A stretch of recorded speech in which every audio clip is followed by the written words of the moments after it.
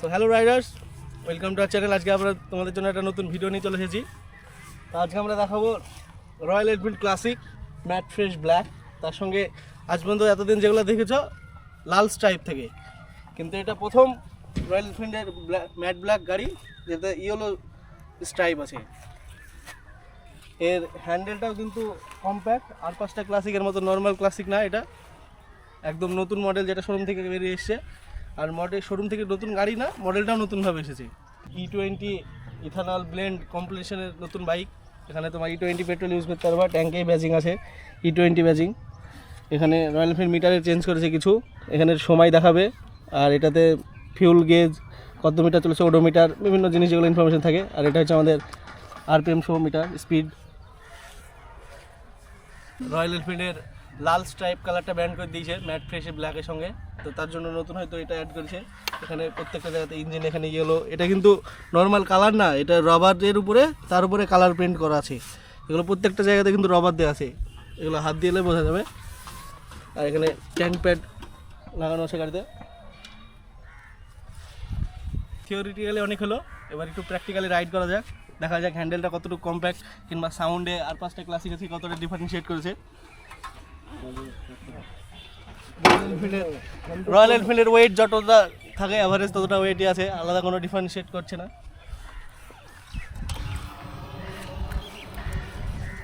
এখানে ইগনিশনটা দেখে যাও, একবার এখানে দেখাচ্ছে সময়, ট্রিপ মিটার, এখানে ওডোমিটার, এখানে ফিউল আর ইকো মোড, আর এটা normal ABS, engine light, battery power. তো স্টার্ট করা যাক, সাউন্ডটা কীরকম সেটাও শোনাই তোমাদেরকে প্রথম একবার।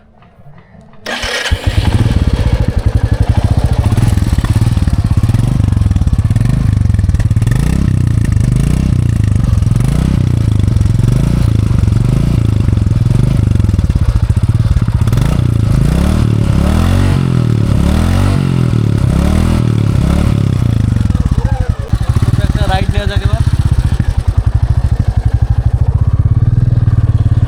রয়্যাল এনফিল্ডের এক সমস্যা, গিয়ার ইন্ডিকেটারটা আজও দিতে পারেনি। এই বাইকেও নতুন ক্লাসিক, তাও এখনও গিয়ার ইন্ডিকেটার অ্যাড করেনি।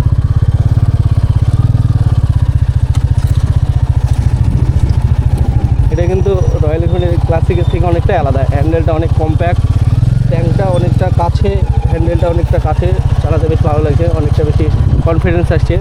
ক্লাসিকের আর পাঁচটা ক্লাসিকের ক্ষেত্রে যেটা যেমনটা লাগে তেমনটা না। ক্লাচটাও খুব নর্মাল ক্লাচ, সাধারণ ক্লাচ।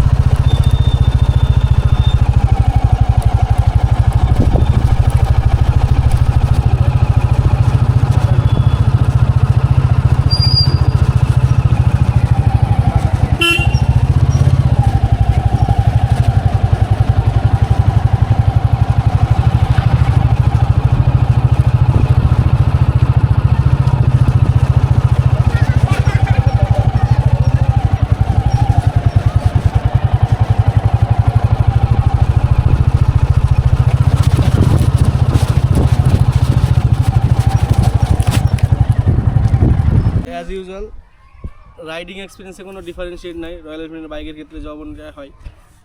আমাকে কি একজন বলেছিল রয়্যাল এনফিল্ড ক্লাসিক বাইকে সব কিছুই বড় বড়, সব কিছু যেন অত্যাধিক বড় বড়। তো এটার ক্ষেত্রেও তাই, যারা একটু এজের দিকে, হ্যান্ডেলের এজের দিকে হ্যান্ডেল ধরে বাইক চালাতে পছন্দ করে, বিশেষ করে ইয়াং জেনারেশনের, তাদের ক্ষেত্রে হর্ন বা ইন্ডিকেটার সুইচগুলো পেতে অসুবিধা হবে। কাছাকাছি একবার দেখাও। এই যে অনেকে আছে যারা হ্যান্ডেলটা, বাইকের হ্যান্ডেল এইখানে ধরে না, এইখানে ধরে, তাদের জন্য এইখানে বাটন পেতে একটু অসুবিধাই হবে, তাদের জন্য এখানে ধরতে হবে। ক্লাচ, এটা মনে হয় অ্যাডজাস্টেবল লিভার ক্লাচ, দুটোরই আছে, বা এই ফিচার্সটা অ্যাড করেছে রয়্যাল এনফিল্ড, বেশ ভালো। আমাদেরকে আমি একটা জিনিস দেখাই, ইউনিক জিনিস, যেটা আমি প্রথম দেখলাম আজকে। এই যে এটা দেখছো, এগুলো আমি অনেক বাইক রাইডার করে তাদের ক্ষেত্রে দেখেছি, বাট বেশি অংশের ক্ষেত্রে অন্য কমিউনিটি বা হিন্দু কমিউনিটির ক্ষেত্রে দেখেছি। কিন্তু সেটা খারাপ না, কিন্তু আমরা যেহেতু অন্য থেকে ইসলাম ধর্ম থেকে বিলং করি, সেই জন্য তো লাগানো যায় না। কিন্তু আমি প্রথম দেখলাম কারো বাইকে যেটা মুসলিম ধর্মের বা ইসলাম ধর্মের আছে, এটা আমি প্রথম দেখলাম বাইকের ক্ষেত্রে, বেশ ইউনিক লাগলো। সো আজকের ভিডিও এই পর্যন্ত। তো চ্যানেলটা সাবস্ক্রাইব করো, সাথে থেকো, আমরা সাথে থাকবো, ভালো থেকো, বাই, টাটা।